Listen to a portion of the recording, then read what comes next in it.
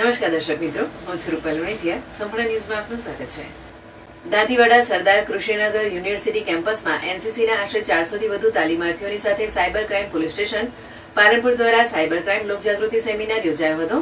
આ સેમિનારમાં cyber crime police station Palanpur દ્વારા સાયબર ક્રાઇમ લગત તાજેતરમાં બનતા બનાવોમાં financial fraud, social media fraud જેવા કે ATM fraud, KBC lottery fraud, Google search fraud, Aadhaar card fraud, online courier fraud, Facebook fraud, fake account fraud, airport custom officer fraud, nude video call, instant loan app fraud, phishing link fraud, sim card swapping fraud, matrimonial fraud, online gaming fraud, online trading fraud, Telegram task fraud જેવા તમામ પ્રકારના ફ્રોડની ઉદાહરણ સહિતની સુંદર માહિતી head constable શૈલેષભાઈ લોહાએ સુંદર presentation સાથે પૂરી પાડી હતી.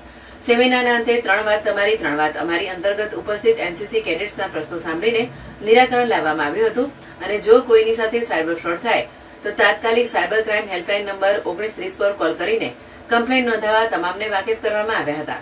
ખરેખર આ સેમિનારના વક્તાએ શ્રોતાઓને ગમત સાથે જ્ઞાન મળે તે રીતે સેમિનારને સફળ બનાવ્યો હતો.